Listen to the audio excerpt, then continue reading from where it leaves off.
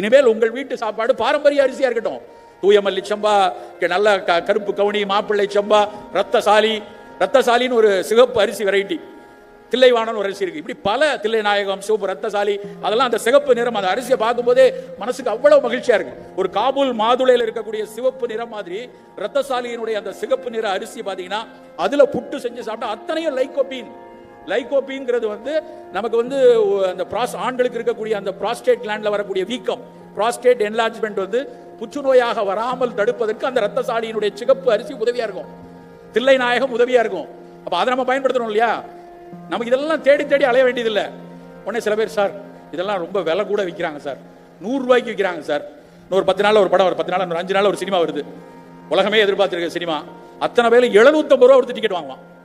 ஒரே ஒரு காட்சியை பார்ப்பதற்கு 500 ரூபாய்க்கு டிக்கெட் எடுத்து அந்த படம் பார்க்கிறோமா, ஒரு 150 ரூபாய் ஒரு விவசாயிக்கு கொடுப்பதற்கு நமக்கே வலிக்குது.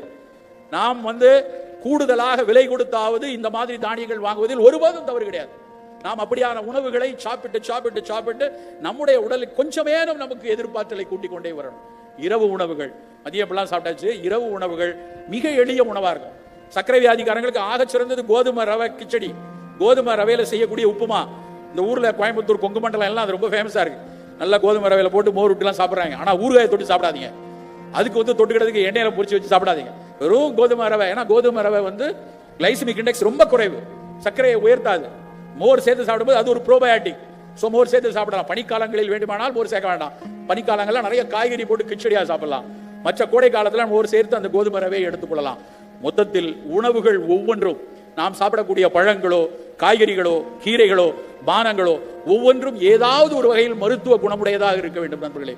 காலகாலமாக நம் சமூகம் அப்படித்தான் சாப்பிட்டது. நாம் அன்றைக்கு சாப்பிட்ட அடிசல், நம்ம அன்றைக்கு சாப்பிட்ட கும்மாயம், நம்ம அன்றைக்கு சாப்பிட்ட அத்தனை பாரம்பரிய உணவுகளும் மருத்துவ குணமுடையதா இருந்துச்சு.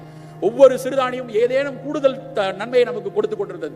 ஒரு பாரம்பரிய அரிசியும், குள்ளக்கார அரிசியா நல்ல தாய்ப்பாலுக்கு நல்லது, குளியடிச்சான் சம்பாவா மகப்பேருக்கு அப்புறம் நல்லது, மெலிந்திருக்கிறவனுக்கு மாப்பிள்ளை சம்பா கொடு, எதிர்பார்த்தல் குறைந்திருக்கா கருங்குருவை அரிசி கொடு, கண் பார்வைக்கு வேணுமா திணை அரிசி கொடு, பார்த்து சாப்பிட்டு இருக்கிறார்கள்.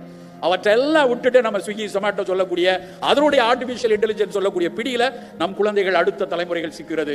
அவற்றில் இருந்து விலக வேண்டும்.